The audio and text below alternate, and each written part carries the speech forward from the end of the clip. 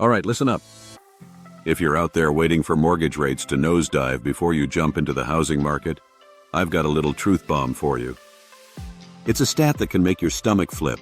For every 1 percentage point that home values climb while you're waiting, it wipes out the benefit of a 0.5 percentage point rate drop. Think of it like a seesaw. On one end, you have falling interest rates pushing your side down. But on the other, you have rising home prices, and they're twice as heavy. You think you're getting lower, but you actually end up higher off the ground, costing you tens of thousands in purchasing power. It's a classic case of winning the battle but losing the war. So stick around, because today we're digging into the real numbers that show what waiting truly costs. Why waiting feels so obvious? Let's be honest, seeing a 6.3% interest rate on a 30-year fixed mortgage just feels wrong, doesn't it? Especially on a $400,000 mortgage. That's about $280 a month before taxes and insurance. It's a big number. Now, if you're listening to the forecasts, you've probably heard predictions of rates sliding down to the mid-5s by late 2025. Picture this, that same $400,000 loan but at 5.5%. Your payment could drop to around $2,290. That's $200 a month saved. Annually, that's $2,400 staying in your pocket. It sounds like an absolute no-brainer. The appeal doesn't stop there. You're also telling yourself, more inventory is coming. It's true, an increase in housing supply is anticipated. It feels like going from a crowded, picked-over fishing spot to a fully stocked lake. More homes on the market means you can be pickier, negotiate harder, and maybe snag a better deal. No more frantic bidding wars. You imagine strolling into open houses and making an offer that works for you. And while you're waiting, you can be smart. You can fatten up that down payment fund. Every extra dollar saved means less to finance. Plus, you've got time to nudge that credit score from good to great, which can shave points off your interest rate. These are the logical arguments that make waiting seem like the only sensible move. And they're not wrong. They're just incomplete. They're missing a few crucial chapters from the story. Section 2, the unspoken cons. Nobody mentions. Let's pull back the curtain on those missing chapters, because waiting has some significant downsides that rarely make the front page. Con number 1, and this is a big one, price creep beats rate relief. You're waiting for rates to drop, but home prices aren't waiting with you. Think of it like trying to fill a bucket with a hole in it. The lower interest rate is you pouring water in faster, but the rising home price is the hole getting bigger at the same time. You're working harder just to end up with less. Fannie Mae, for example, projects home prices to tick up. So that $400,000 house you're eyeing today? It could easily be $416,000 by the time you're ready. Let's say you do get that 5.5% loan. Fantastic.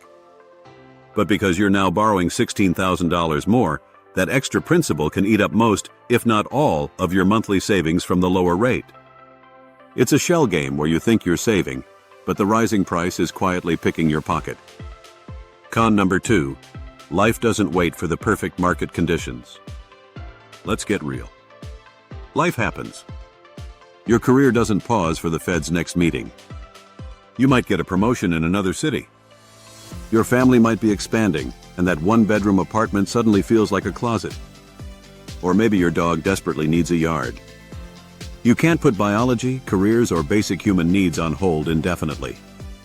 These are powerful life events that can force your hand, regardless of the interest rate forecast.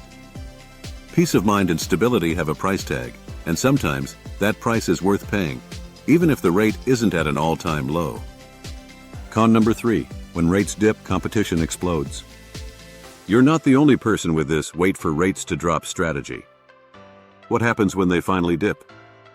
It's like a Black Friday sale for houses. The moment the deal sign flashes, everyone who was waiting on the sidelines stampedes into the market. What does that lead to? Bidding wars. Escalation clauses. That calm shopping trip you envisioned turns into a chaotic scramble just to get any house. You might find yourself waiving inspections and appraisals just to compete. That negotiation leverage you were hoping for? It vanishes in the frenzy. Con number 4, refinancing is often cheaper and easier than ever before. This is a critical point. The old adage was, marry the rate. Today it's more like date the rate, but marry the price. Think of it like a cell phone contract. You lock in the phone you want now, the house, even if the monthly plan, the rate, is a bit high.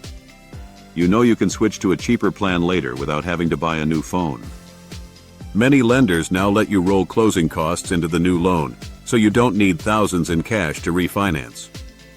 This means you can buy the house you love, now, secure the price, and then, when rates drop, you simply switch to a better plan by refinancing. Live math. Right now, let's get down to brass tacks. Think of this as a race between two home buying strategies. Scenario A, buy today, start the race now.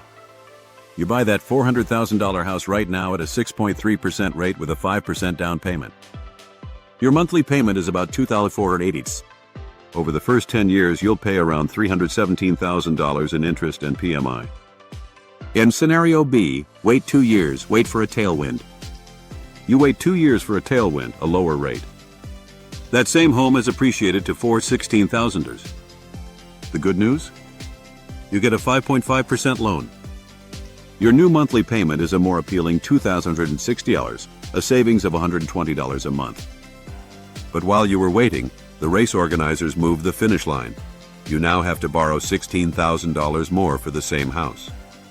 Over 10 years, you'll pay about $287,000 in interest, saving you $10,000 compared to Scenario A. Sounds like a win. Here's the unspoken bill.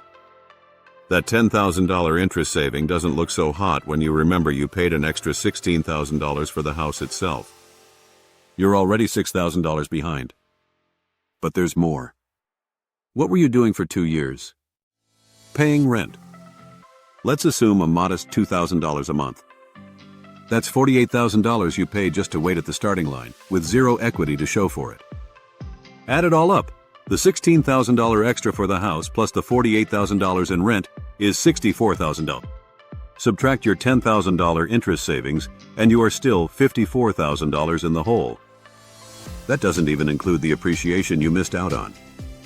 In reality, you could be 70 grand or more worse off. That is the unspoken bill of waiting. Section 4.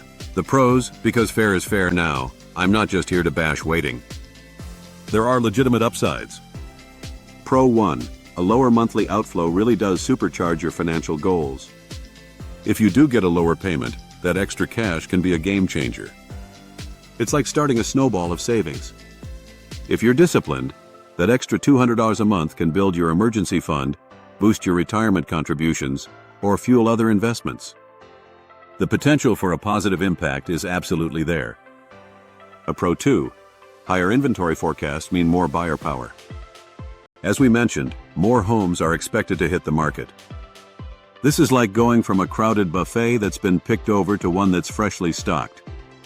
Homes sit on the market longer, shifting power to you, the buyer. Sellers might be more willing to negotiate on price or offer concessions. This increased choice and reduced pressure can lead to a less stressful buying experience. Pro 3. Time to polish your credit can drop your effective rate even further. Waiting isn't just about the market, it's about you. It's an opportunity to polish your financial profile like a diamond. By paying down debt and boosting your credit score, you can qualify for an even better rate. Improving your credit from good to excellent can translate into thousands saved, making your mortgage more affordable regardless of what the broader market is doing. As Pro 4, if your job is shaky or visa status uncertain, liquidity and flexibility are worth something. Sometimes waiting is about personal stability. If your job is uncertain, committing to a mortgage might not be smart. In these cases, staying flexible is like wearing running shoes instead of heavy boots when you don't know which direction you'll need to move. Maintaining liquidity, having cash available, and the flexibility of renting can be invaluable.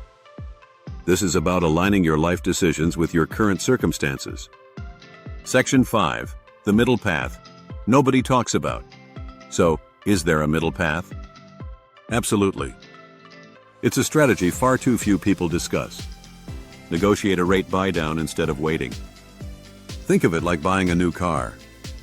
Instead of the dealer knocking a few thousand off the sticker price, what if they offered to dramatically lower your car payments for the first 2 years? That's what a 2-1 buy-down does for a house. The seller pays a lump sum to give you a steep discount on your interest rate. Let's go back to our $400,000 house. If the market rate is 6.3%, a 2-to-1 buy-down would knock your first-year rate down to an incredible 4.3%. Your second year would be 5.3%. Your payment in that first year would dip to about $2,120, even lower than if you waited 2 years for rates to hit 5.5%. You get an affordable starter payment, you own the asset from day one, and by year 3, you'll likely be in a prime position to refinance into a permanently lower rate anyway. It's a strategic move to have your cake and eat it too. Look, I know this is a lot of numbers, but understanding your personal break-even point is crucial.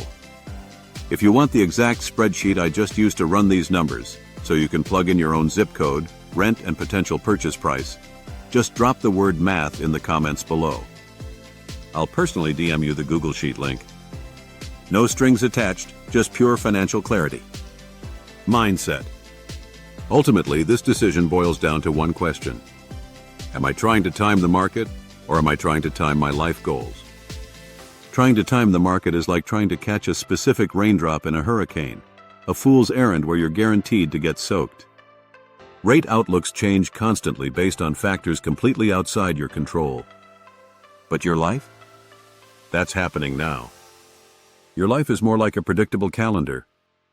Leases expire, kids need school districts, and that PMI still cancels at 78% loan to value. Instead of fixating on the storm, focus on what you can control. Nurture your credit score. Build your down payment. Research your neighborhoods. These are actionable steps that empower you. Don't let the pursuit of the perfect interest rate derail your actual life goals. Section 8. Hard CTA. If you appreciate reality checks instead of panic headlines, smash that subscribe button. We're all about cutting through the noise. And seriously, share this with that one friend who keeps saying, "I'll buy when rates hit 4%. They don't just need advice, they need an intervention.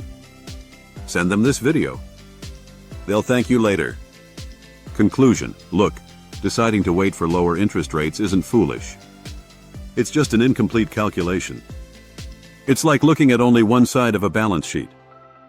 You're focusing on the potential savings on the interest rate while ignoring the compounding costs on the other side. Home prices continue their climb. Rent eats away at your savings with zero return. The human cost of postponed dreams compounds silently while you wait. The real takeaway is this: run your personal break-even analysis. Plug in your own numbers and see what makes sense for you. Because here's the bottom line. You can always change your seat on the train for a better one later. That's refinancing the rate. That's flexible. But you can never, ever get on the train after it has already left the station. That's the purchase price you missed. Once that opportunity is gone, it's gone forever. Make the most informed decision for your future, not just for a number.